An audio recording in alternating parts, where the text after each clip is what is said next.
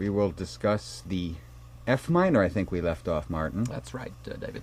And that absolutely stupendously beautiful Cortot performance. It stayed with me for many minutes after. Probably an hour, I think. It was just going through my mind. What he does with the left hand is just incomparable. And, well, we didn't speak at all of the technical difficulty of this etude. And these three that he composed a decade later, which have no opus number at all, and were composed for a method by for Moscheles, a composer, and a musicologist. You had mentioned his name, and it escapes me? Fetus. Right, yes. He was a Belgian musicologist and very important historian at that time. And this method came out, and none of the etudes the other composers composed for it have survived, but the Chopin are perfect masterpieces. And yet they're not like the other etudes at all, are they? No, they seem technically quite a bit simpler. None of the three have really great technical difficulties. I would say 1 and 2 are somewhat more rhythmic difficulties, simply different 4 against 3 and 3 against 2. Yes. And this first one, though, is so lovely. We ended with Cortot. I would like to hear Cortot again, but and we heard Rubinstein first. And Rubinstein did not, although played well, of course, did not really capture the essence. Let's hear Vladimir Ashkenazy in the F minor etude.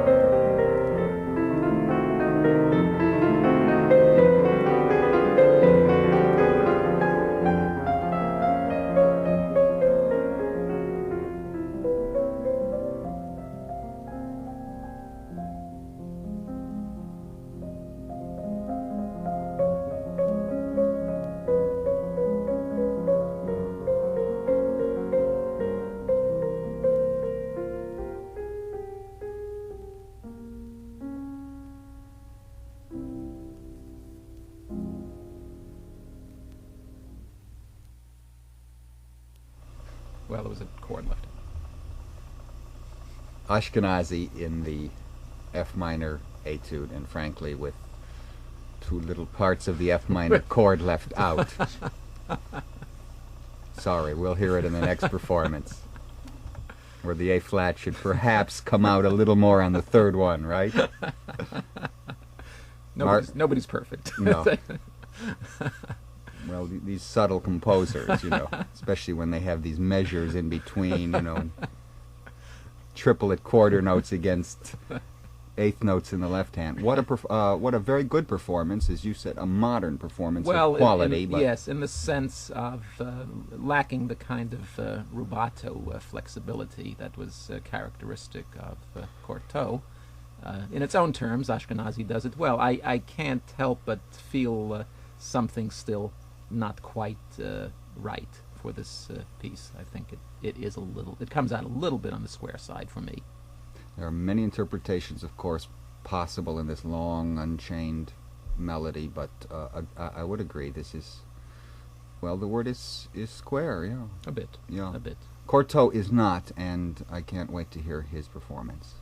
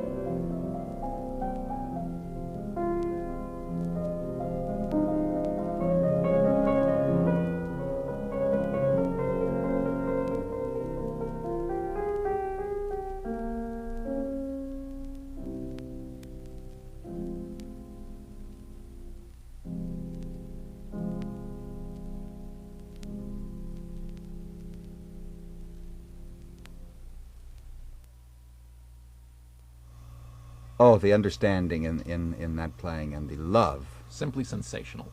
Alfred Cortot. Well, the term is a poet pianist, and you just have to be to play Chopin's music. Yes. And how many poets are there?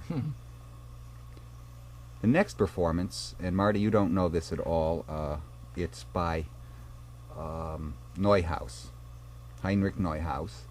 He died around 1965, Wasn't I think. he Richter's teacher? Richter, and I'm not sure, I think Ashkenazy. Also Ashkenazy? And so many. You might say he was the father of Soviet pianism. The Rosina Levine of... the Rosina Levine of Russia, yes indeed. And he has an admirable book it's called The Art of Piano Playing. And he was a very human man. And his playing is of the true Russian romantic tradition. And I'm curious to see how you like this performance. You've whetted my appetite.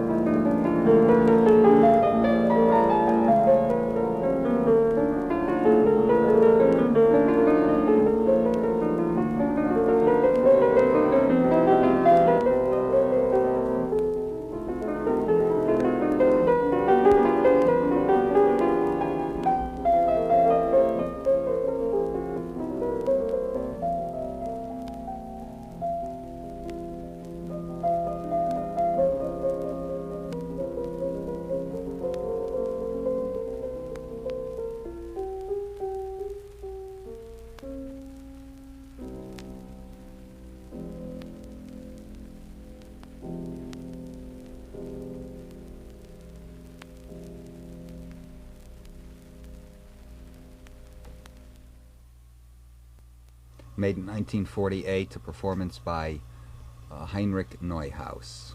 Very erratic, but I think poetic.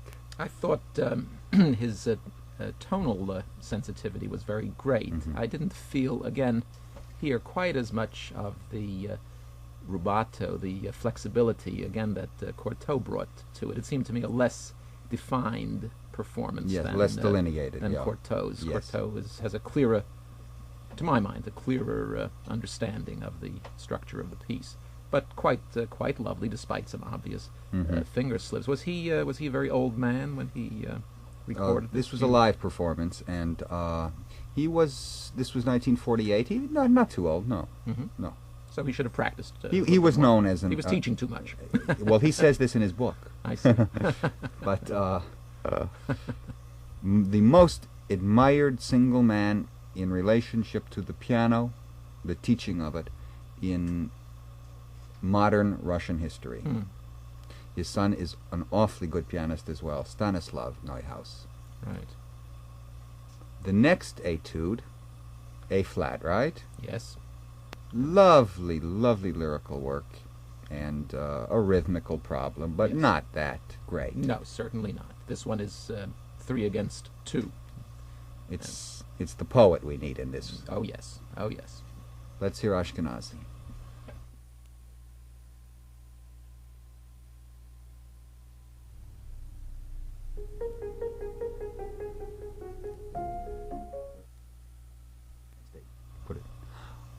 Ashkenazy plays them in a different order. Now we know. And we will now go to the second one in A flat.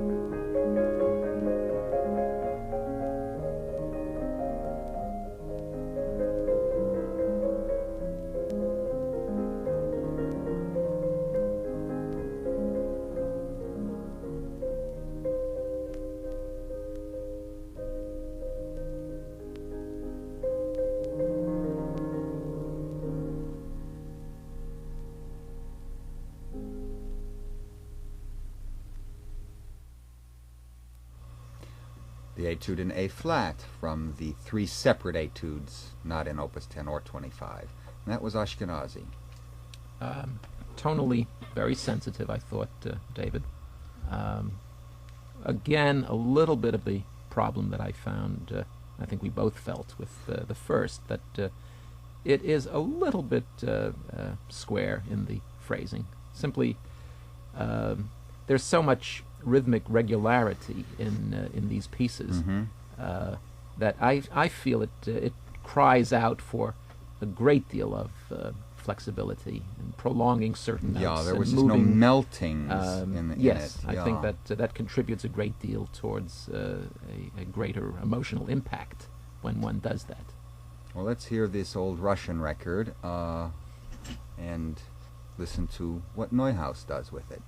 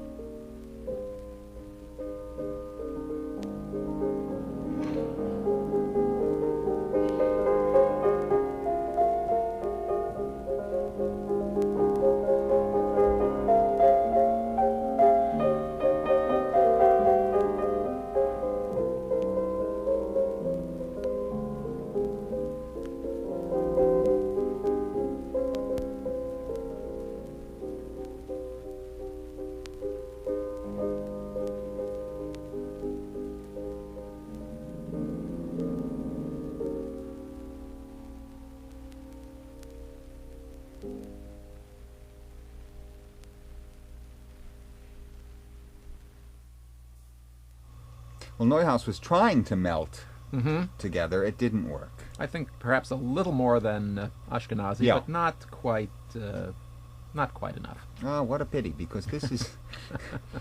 this Why don't you is- play it, David? You know who played it very beautifully? Arthur Lesser. Really? Yeah, I remember a splendid performance. But, you know, I had heard the Neuhaus, a year ago or so. The ears change, you know. This is another problem in the building of connoisseurship. The word Berenson used for painting so often in the appreciation of painting.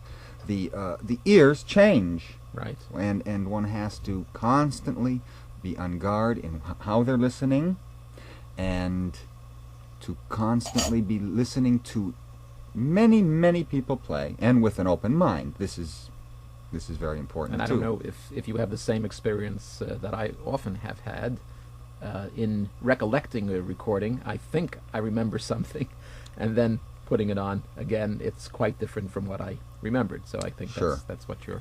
Now, what you're saying. as a teacher and one that teaches some of the most talented young pianists in the world, you are constantly in some aspects of turmoil, I'm sure, with each individual temperament, Yes. even the countries and their environment and where they come from. They're all over, from all over the place. They come to study with you.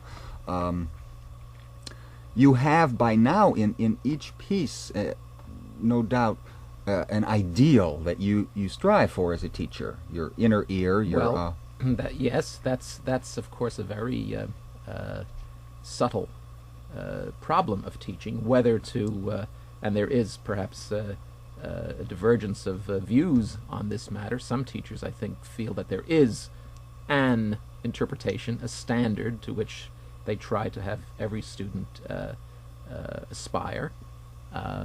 Other teachers, and I feel more this way myself, try to take into account the particular talents of the student.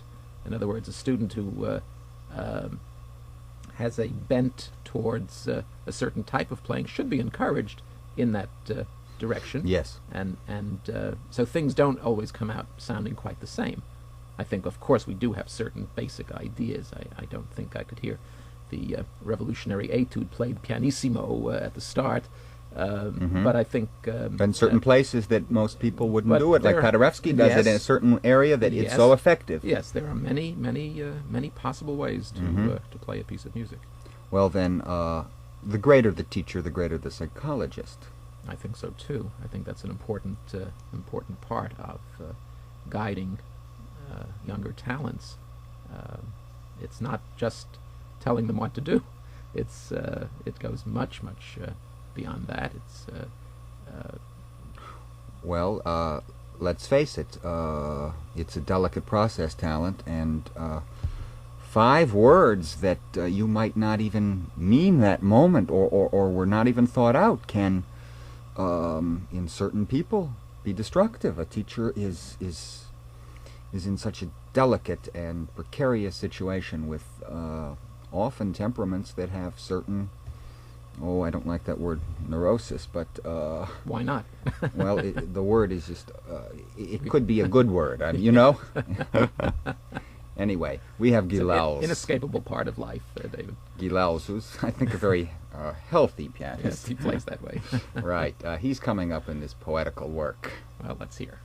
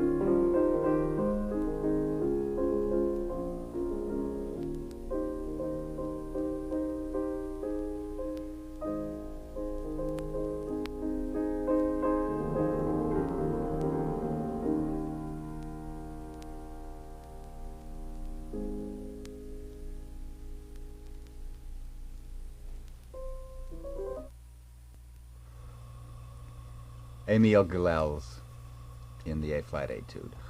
Well, made it into an epic poem. Here we go again. It's a smaller work, and he's banging away in the right hand. The more I listen, the more I realize it's not too simple to make a good performance out of an easy piece, a difficult piece, or any other kind. Why don't we listen to our Well, let's listen to the, as you called him, esteemed Cortot.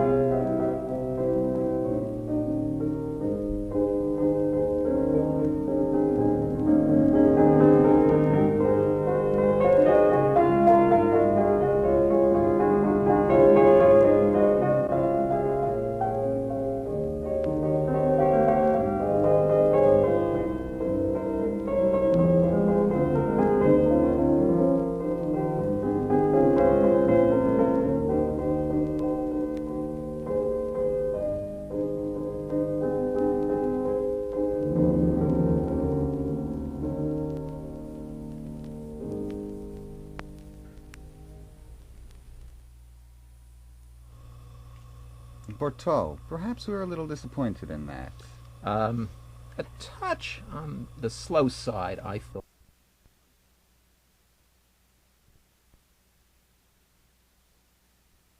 It seemed to me a little bit more imaginatively done than the others. The third study is in D-flat. Tell us of the technical problems. It's quite a tricky piece. Yes, it is. It's the hardest of these particular three, and it combines legato and staccato in the same hand. And, of course, the question also of balance, since the lower fingers are playing the staccato, which tends to sometimes bang out a little bit, and the soprano has to play this lovely, it's almost a waltz type. Yes, I'm glad you said that, because here I have James Huneker writing, and he says the result is an idealized valse in allegretto tempo, the very incarnation of joys tempered by aristocratic reserve. Excellently put. Well, he was good at that, really, very good. Let's hear it in a performance by Ashkenazy.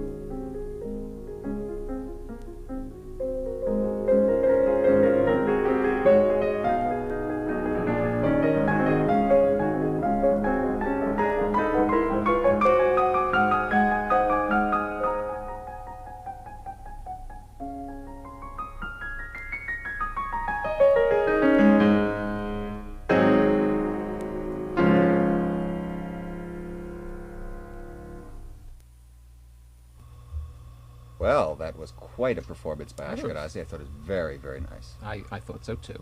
Lovely sound and a kind of a lovely airy quality to the whole conception. Yet it could be more. You said it, I didn't. Let's hear Alfred Cortot.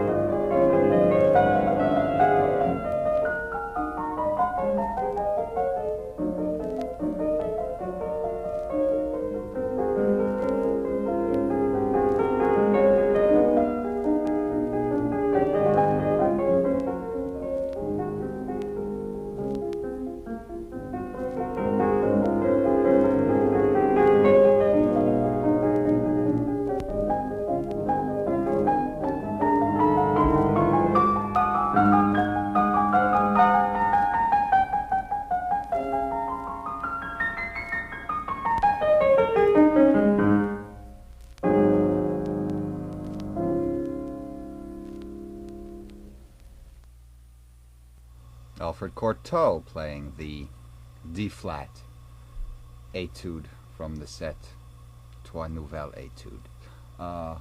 Well, sensitively done. I think there were a lot of typical Cortotian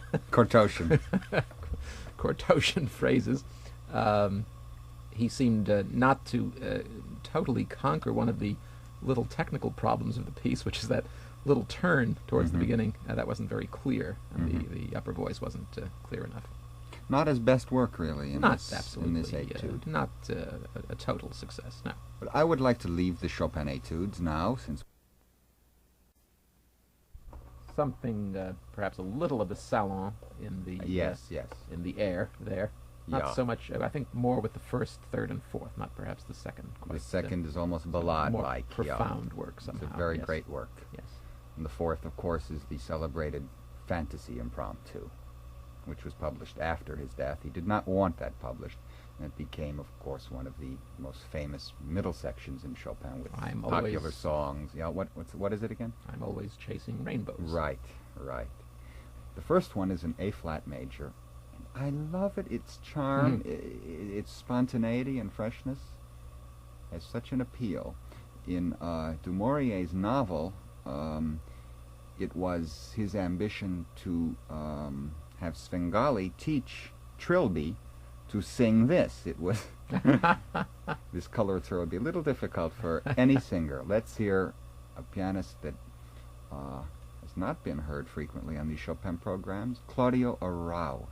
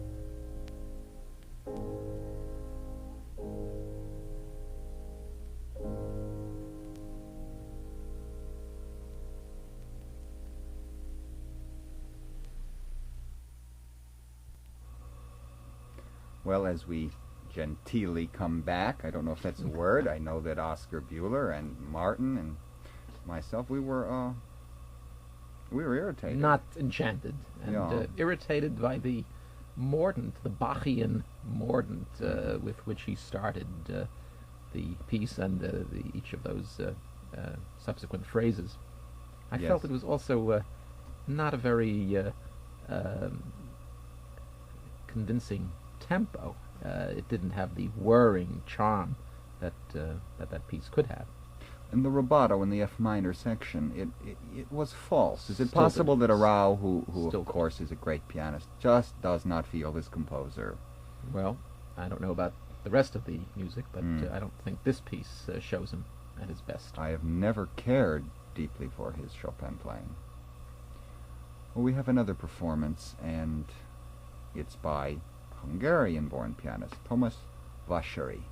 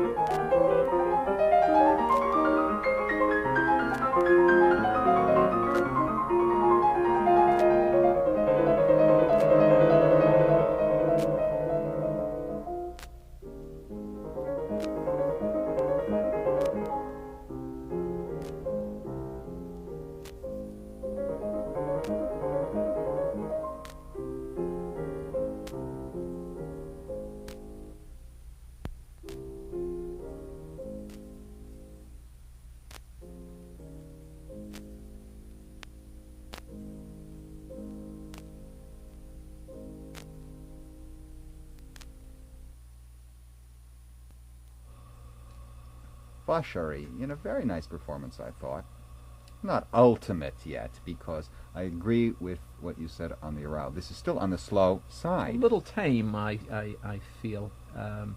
This particular impromptu, I think, has a very effervescent, bubbly quality. I think it can just be absolutely a charming piece. I found myself a little bored, to tell you the truth. Yes, I liked many little details in the F minor section, but it just doesn't have that fizz. That's what it lacked. Yeah. Fizz. Cortot, I don't remember this performance, so I'm looking forward to it.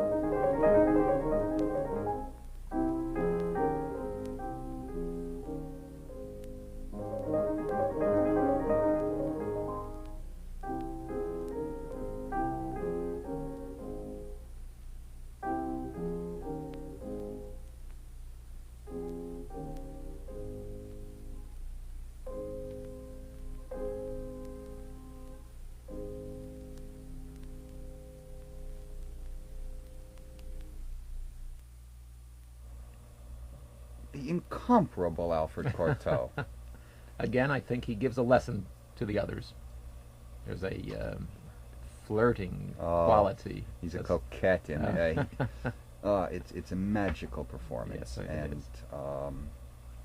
I would like to hear it again for its such superior Chopin playing. I think so.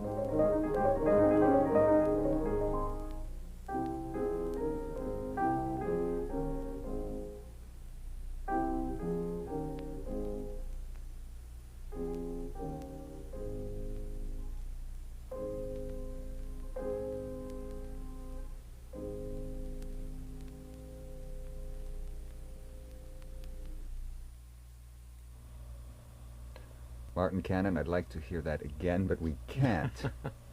David, I think that performance is what music and Chopin playing is all about. Well, I think you have just said it all. Thank you for coming and listening with me, adding your comments, and providing joy for me.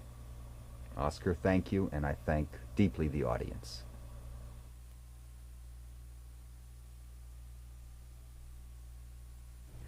Rave article.